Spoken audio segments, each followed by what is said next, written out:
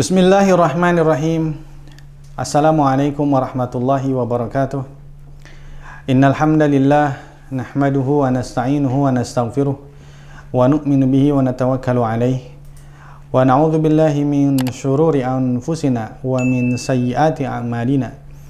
May yahdihillahu fala mudhillalah wa may yudlilhu fala hadiyalah. Wa asyhadu an la ilaha illallah wahdahu la syarikalah. Wa asyhadu anna Muhammadan abduhu wa rasuluhu alladzi la nabiyya ba'dah. Wa nusalli wa nusallimu ala rasulina wa habibina wa nabiyyina Muhammadin sallallahu alaihi wasallam wa ala alihi wa ashabihi wa ummatihi wa baraka wa sallama tasliman katsiran. Amma ba'd. Para pecinta sinyal Islam Indonesia yang dirahmati oleh Allah Subhanahu wa taala. Kembali kita bersyukur kepada Allah Subhanahu wa taala yang telah memberikan kepada kita begitu banyak nikmat. Saking banyaknya nikmat tersebut sehingga kita tidak merasa diberikan nikmat oleh Allah Subhanahu wa taala. Di antara nikmat yang mulia dari Allah Subhanahu wa taala adalah kita diberikan nikmat mengenal Allah Subhanahu wa taala dan diberikan nikmat menjadi umat daripada Nabi yang paling utama, Nabi Muhammad SAW. Dan alhamdulillah di antara cara kita ittiba kepada Nabi SAW adalah kita mempelajari, mengamalkan dan mengajarkan hadis-hadis Nabi Muhammad SAW. Dan ilmu yang berkaitan dengan hadis Nabi SAW adalah usul hadis yang kita pelajari saat ini, yaitu kitab Nukhbatu al-Fikar karangan Al-Hafidz Ibnu Hajar Al-Asqalani. Alhamdulillah, sebelum kita mulai kajian kita untuk kali ini, belajar ilmu agama atau talabul ilm ya, itu adalah sholatul qalb. Sebagaimana sholat yang kita kenal itu adalah sholatul zahir, dimulai dengan takbiratul ihram, ditutup dengan salam, zahir terlihat. Nah, sholatnya qalb itu adalah talabul ilm, itu menuntut ilmu agama. Nah, jadi kalau zahir dengan batin digabungkan maka menjadi pahala yang sangat besar di sisi Allah Subhanahu wa taala. Nah, sebagaimana dalam sholat fardu itu ada qobliyah, ada ba'diyah. Ya, jadi qobliyah kita kerjakan untuk mempersiapkan batin kita untuk memulai nanti sholat fardu menghadap Allah Subhanahu wa taala. Nah, begitu pula dalam menuntut ilmu agama ya, kita pun perlu ada qobliyah dulu. Qobliyah itu apa? Sebelum kita mulai kajian kita saat ini, hendaklah kita pelajari kembali pelajaran yang sudah kita pelajari pada pertemuan yang lalu. Nah, itu namanya qobliyah. Nah, fardiyahnya adalah kita pelajari kajian sekarang ya. Kemudian ba'diyahnya adalah apa? Kajian yang telah kita pelajari mohon untuk dipelajari kembali. Maka dikatakan kalau seorang pelajar membuat 3 jaulah ini. Jaulah yang pertama jaulah itu artinya keliling. Jaulah yang pertama dia kelilingi dulu pelajaran yang lalu. Dia kelilingi pelajaran yang lalu, udah gitu baru masuk pelajaran sekarang. Jaulah pelajaran saat itu dia fahami, kemudian dia resapi, nah kemudian dia betul-betul faham dan paling bagus dia hafal. Nah setelah itu dia buat jaulah selanjutnya. Apa jaulah selanjutnya? Jaulah ba'dad darsi, yaitu dia ulangi lagi, keliling lagi, mengulang lagi pelajaran yang telah dia pelajari. Maka kalau pelajar ilmu agama melakukan 3 jaulah tadi, maka dia akan sukses dalam menuntut ilmu agama. Baik, pembahasan kita kali ini berkaitan dengan an-nasikh wal mansukh. Ya, nasikh dengan mansukh. Sebagaimana kita sudah pelajari pada pertemuan yang lalu, hadis yang muhkam itu adalah hadis yang makbul yang tidak ada yang menyelisihinya. Maka hadis tersebut menjadi muhkam, bisa untuk diamalkan. Tapi kalau seandainya hadis tersebut diselisihi yang semisal dengannya dari kekuatannya, kalau ada kemungkinan untuk digabungkan maka digabungkan. Dua-duanya diamalkan. Baik, kalau seandainya dia mengetahui kalau nggak bisa untuk diamalkan, tidak bisa untuk digabungkan, maka hendaknya diketahui tarikhnya. Mana tarikh yang terdahulu, mana tarikh yang datang kemudian, terakhir. Nah, kalau diketahui, maka tarikh diketahui dan hadis yang datang paling terakhir, maka hadis tersebut adalah hadis yang menghapus hukum hadis yang datang terdahulu tadi. Tapi kalau seandainya tarikh tidak diketahui juga, maka menggunakan amaliyah tarjih. Mana yang lebih kuat menurut penelitian seorang ulama, maka itulah yang diamalkan. Dan kalau seandainya dari segi tarjih pun tidak ditemukan jalan keluar dari perselisihan dua jalan ini, maka tawakuf. Maka tawakuf, dia diam, tidak memberikan hukum kepada dua hadis yang bertentangan tersebut. Nah, bahasan kita kali ini berkaitan dengan nasikh dengan mansukh. Apa itu definisi daripada nasikh dengan mansukh? Ta'rifuhu raf'u hukm min dalilin syar'iyyin au lafdhihi bidalilin minal kitabi was sunnati. Raf'u hukmi dalilin syar'iyyin. Raf'u yaitu hilangnya hukum dari dalil syariat, hilangnya hukum dari dalil syariat atau lafadznya. Jadi di sini bisa yang hilang adalah hukumnya, tapi lafadznya masih ada. Lafadznya masih ada, tulisannya masih ada, tapi hukumnya sudah tidak diamalkan. Hilangnya hukum dari satu dalil syariat atau hilangnya lafadz dari dalil syariat. Lafadznya yang hilang, hukumnya ada. Lafadznya hilang. Dengan apa hilang tersebut? Hilangnya hukum tersebut, hilangnya lafadz tersebut dengan dalil, yaitu dari kitab Al-Quran dan dari sunnah hadis Nabi SAW. Raf'u hukmi dalilin syar'iyyin, hilangnya hukum dari satu dalil syariat, bidalilin, hilang. Kenapa bisa hilang? Karena ada satu dalil dari kitab, dari Quran dan dari sunnah yang menghilangkan hukum dalil tersebut. Berarti ada dua.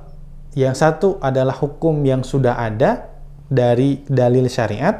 Yang kedua dalil yang datang untuk menghilangkan hukum yang sudah ada tersebut. Dari mana datangnya? Dari kitab dan dari sunnah. Kemudian wa'arrafahum ba'duhum. Kemudian sebagian ulama mendefinisikan lagi bi'annahu, yang namanya nasikh, raf'ul hukmi tsabiti bi khitabin mutaqaddimin bi khitabin mutaakhirin anhu. Raf'ul hukmi tsabit, terangkatnya atau hilangnya satu hukum yang telah ada bi khitabin mutaqaddim, dengan dalil yang terdahulu. Jadi ada satu dalil yang sudah diamalkan. Ini dalil turun, kemudian diamalkan. Hukmu tsabit. Hukumnya sudah ada dengan dalil yang turun terdahulu. Kemudian rufi'a. Nah, hukum dalil yang sudah ada ini ternyata terangkat dan hilang. Sebab hilangnya tidak diamalkannya hukum ini. Kenapa? Bi khitabin mutaakhirin anhu. Karena datang dalil yang terakhir. Datang dalil kemudian setelah dalil yang sabit mutaqaddim tadi. Maka dalil mutaakhir, dalil yang datang terakhir tadi, maka dia menghapus atau menghilangkan dalil yang sabit, ya, yang mutaqaddim, dalil yang sudah ada dengan tadi yang mana turunnya terdahulu dibandingkan dalil yang terakhir tadi. Sekarang faidatuhu wa alaqatuhu bi mukhtalifil hadis. Sekarang apa faidahnya kita mengetahui nasikh dengan mansukh, dan apa hubungannya dengan mukhtaliful hadis yang kita pelajari pada pertemuan yang lalu? Faidatuhu, faidah daripada nasikh dengan mansukh adalah ahadu turuqi lidaf'i ta'arudi fi dhahiri bainal adillati. Jadi nasikh dengan mansukh kalau kita pelajari ini menjadi salah satu jalan untuk mencegah terjadinya perselisihan secara zahir di antara dalil-dalil syariat. Jadi untuk mencegah terjadinya perselisihan, ya, antara dalil-dalil syariat, maka dipelajarilah nasikh dengan mansukh. Sehingga kalau kita mengetahui mana dalil yang datang mutaakhir, berarti yang diamalkan adalah dalil mutaakhir. Ya, kemudian yang terangkat hukumnya, yang hilang hukumnya adalah dalil mutaqaddim, dalil yang datang terdahulu. Jadi faedahnya apa? Kita tahu di antara dua hadis yang sama-sama makbul. Hadis ini sama-sama sahih, sama-sama sahih. Nah, bagaimana kita untuk mengamalkannya? Bagaimana untuk mengamalkannya? Untuk digabungkan tidak bisa. Untuk digabungkan tidak bisa. Dikerjakan salah satunya, berarti salah satunya sahih, kemudian salah satunya ditinggalkan. Bagaimana? Ya, maka dengan adanya bab nasikh dengan mansukh, kita menjadi tahu mana dalil yang diamalkan, mana dalil yang ditinggalkan. Padahal dua-duanya sama-sama sahih. Kenapa demikian? Karena dalil yang pertama adalah mutaqaddim, itu datang terdahulu, dan dalil yang kedua itu mutaakhir, datangnya terakhir. Sehingga dalam satu hukum, ya, dalam satu amal terdapat dua hukum. Nah, mana yang dikerjakan? Dalil yang mutaakhir. Karena dalil yang mutaakhir itu adalah menghapus dalil yang terdahulu. Nah, kemudian hubungannya dengan mukhtaliful hadis apa? Huwa dakhilun fi ilmi mukhtalifil hadis. Nasikh dengan mansukh itu sebetulnya masuk ke dalam ilmu mukhtaliful hadis. Ilmu mukhtaliful hadis. Jadi ketika masuk ke dalam mukhtaliful hadis, kalau seandainya hadis tersebut tidak ada perselisihan, maka namanya muhkam. Sudah, hadis tersebut muhkam. Hadis yang diamalkan adalah muhkam. Ya, ulama bersepakat hadis tersebut muhkam. Hadis sahih tidak ada perselisihan, sanadnya tersambung, kemudian rawinya adil dengan dhabit, ya, kemudian tidak ada perselisihan tadi. Ya, maka sudah namanya hadis muhkam. Silakan untuk diamalkan. Nah, kalau ada perselisihan, ada hadis lain yang kekuatannya sama, kemudian menyelisihi hadis tersebut, maka namanya mukhtaliful hadis. Namanya mukhtaliful hadis. Nah, mukhtaliful hadis ini kalau bisa untuk digabungkan, diamalkan dua hadis tersebut, dua-duanya diamalkan, ya, maka bagus. Maka dua hadis tersebut maka diamalkan dan lebih utama. Kenapa? Karena tidak membuang salah satu hadis yang makbul. Nah, tapi kalau tidak bisa untuk digabungkan, nah maka harus diketahui mana tarikhnya, mana yang terdahulu, mana yang datang terakhir. Nah, ini berkaitan dengan nasikh wa mansukh. Nah, jadi hubungannya apa? Hubungannya termasuk ke dalam bagian mukhtaliful hadis. Makanya Imam Sakhawi, Al-Hafidz Sakhawi mengatakan kanal ansab adamul fasli baina mukhtalifil hadis wa baina nasikh wal mansukh. Sebetulnya yang paling cocok itu ilmu mukhtaliful hadis dengan bab mukhtaliful hadis dengan bab nasikh wal mansukh itu nggak usah dipisah. Ya. Kenapa? Karena mukhtaliful hadis, ya, itu pastinya ada nasikh dengan mansukh. Tapi tidak semua nasikh, setiap nasikh dan mansukh itu adalah mukhtaliful hadis. Tapi tidak setiap mukhtaliful hadis itu adalah nasikh dan mansukh, gitu. Maka fakullu nasikhin wa mansukhin mukhtalifun wal aks. Al-umur allati yu'rafu biha an-naskhu. Perkara yang mana bisa diketahui bahwasanya itu adalah nasikh, itu adalah mansukh, gitu. Bagaimana, dengan apa kita mengetahui satu hadis tersebut dihapus atau dihilangkan hukumnya? Pertama, ma warada finnas. Kita mengetahui kalau ada nas, ada keterangannya, jelas nasnya daripada Nabi SAW. Contoh, ke hadits Buraidah alladzi akhrajahu Muslim, seperti hadis dari Buraidah yang diriwayatkan oleh Imam Muslim, bahwasanya Rasulullah SAW bersabda, kuntu nahaitukum an ziyaratil kubur fazuruha. Dulu saya pernah melarang kalian untuk ziarah kubur, maka sekarang ziarahilah kubur. Berarti apa? Ada dua.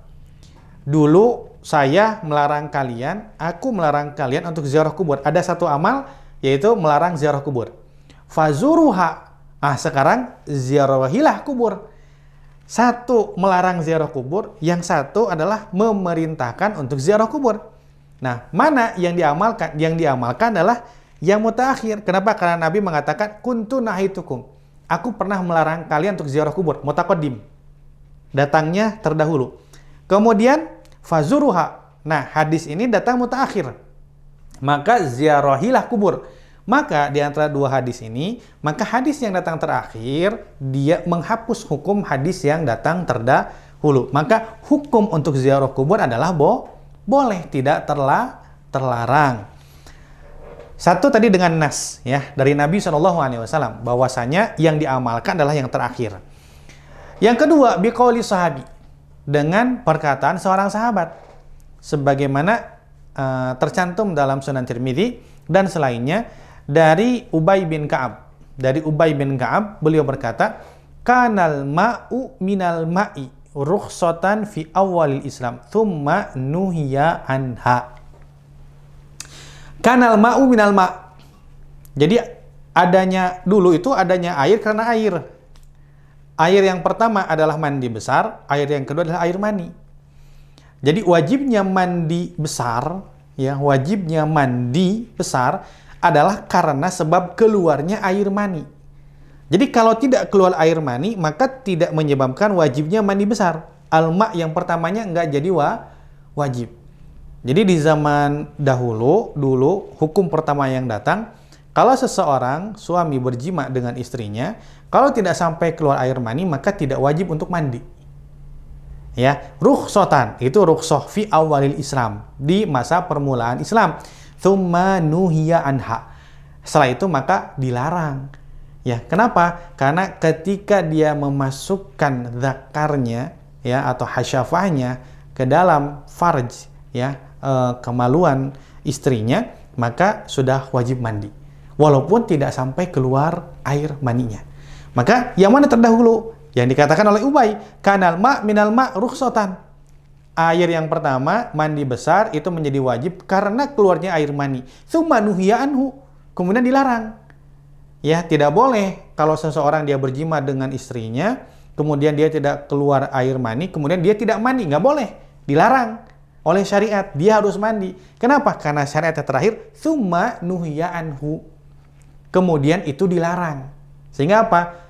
Ketika ia memasukkan zakarnya atau kemaluannya, itu suaminya, kepada farj, kemaluan istrinya, maka sudah wajib mandi walaupun tidak keluar air mani. Yang kedua, dari perkataan sahabat, ini yang mutaqaddim, ini yang mutaakhir. Yang mutaakhir menghapus yang mutaqaddim. Kemudian cara yang ketiga, bima'rifati tarikh. Nah, kalau nggak diketahui nas daripada Nabi SAW mana yang mutaqaddim, mana yang mutaakhir, tidak diketahui. Ya, nabinya nggak bilang. Kemudian sahabat pun nggak bilang. Tidak bilang seorang sahabat pun mana yang mutaqaddim, mana yang mutaakhir. Tidak ada nas dari sahabat, ya. Demikian, maka yang ketiga bima'rifati tarikh, dengan mengetahui tarikh daripada dua hadis tersebut. Wa huwa katsir, dan contohnya banyak. Yang keempat, cara yang keempat adalah bil ijma', yaitu dengan ijma' ulama. Seperti apa? Ka hadits qatli syaribil khamri. Seperti hadis yaitu orang yang meminum minuman keras, meminum khamar, fil marrati rabi'ah, kali keempat.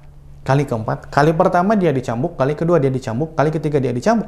Nah, kalau kali keempat dia masih minum lagi, ya, nah maka dia dibunuh. Ya, hukumnya dia dibunuh. Dalam hadisnya dia dibunuh. Tapi fa innahu mansukhun. Tapi hukum hadis tersebut tadi raf'u hukmi dalilin syar'iyyin, itu dihilangkannya hukum dari dalil syar'i, ya, yang dari dengan menggunakan kitab dan sunnah. Itu diantaranya. Nah, sekarang nasikh bisa diketahui dengan ijma'. Kenapa? Karena ijma' jumhur mengatakan hadis tersebut mansukh. Kenapa? Karena tidak ditemukan di zaman Nabi SAW ada yang dibunuh, ya, karena dia meminum khamar sampai 4 kali setelah dihukum 3 kali. Kali yang keempatnya kemudian dibunuh. Belum pernah ada. Maka ijma' ulama masuk ke dalam ijma' bahwasanya hadis yang tadi itu terangkat hukumnya, terhapus hukumnya. Jadi ada 4 ya.